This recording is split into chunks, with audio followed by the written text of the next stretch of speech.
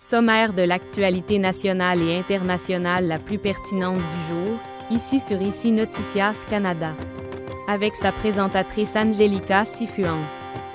Impact limité sur le marché immobilier. Alors que les taux hypothécaires variables pourraient connaître une légère baisse en raison de leur lien plus direct avec le taux de référence, les taux fixes pourraient rester élevés si les rendements obligataires restent élevés.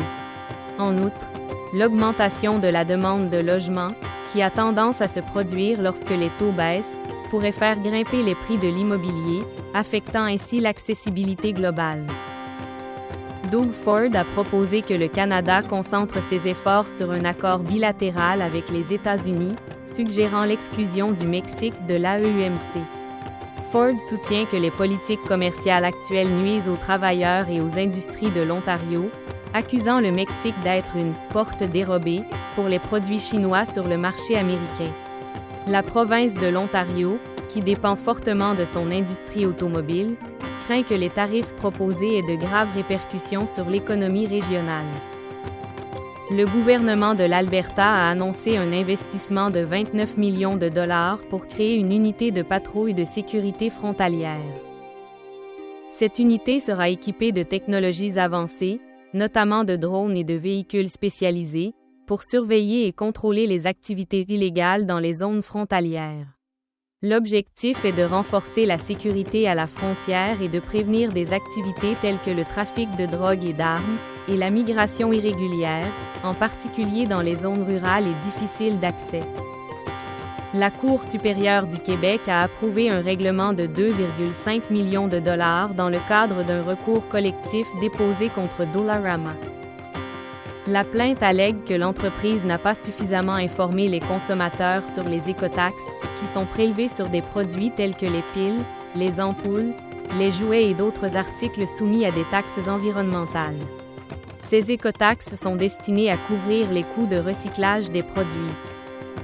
La pluie de météores des Géminides illuminera le ciel du Canada, atteignant son apogée entre la nuit du 13 décembre et le petit matin du 14 décembre. Considérées comme l'une des pluies de météores les plus intenses de l'année, les Géminides peuvent produire jusqu'à 150 météores par heure dans des conditions idéales, bien que cette année la lumière du croissant de fin de lune pourrait rendre l'observation difficile. Les chèques de prestations pour enfants, comme les versements de l'allocation canadienne pour enfants, ACE, connaissent des retards en raison de la grève tournante du syndicat des travailleurs et travailleuses des postes, STTP. Malgré cela, Poste Canada et le gouvernement canadien ont convenu de donner la priorité à la livraison de ces paiements cruciaux, en veillant à ce que les chèques soient livrés le 20 décembre 2024, soit une semaine plus tard que d'habitude. Toutefois, les personnes qui recevront des paiements par dépôt direct ne subiront aucun retard, car les transferts seront effectués le 13 décembre comme prévu. La ville de Vancouver étudiera la possibilité d'investir dans Bitcoin et de l'accepter comme moyen de paiement. La proposition d'adopter le Bitcoin comme actif de réserve et de l'accepter comme moyen de paiement pour les services municipaux. Cette initiative, lancée par le maire Ken Sim, vise à positionner Vancouver comme une ville favorable au Bitcoin. Cette initiative vise à diversifier les finances de la ville et à tirer parti de l'acceptation croissante des crypto-monnaies à l'échelle mondiale.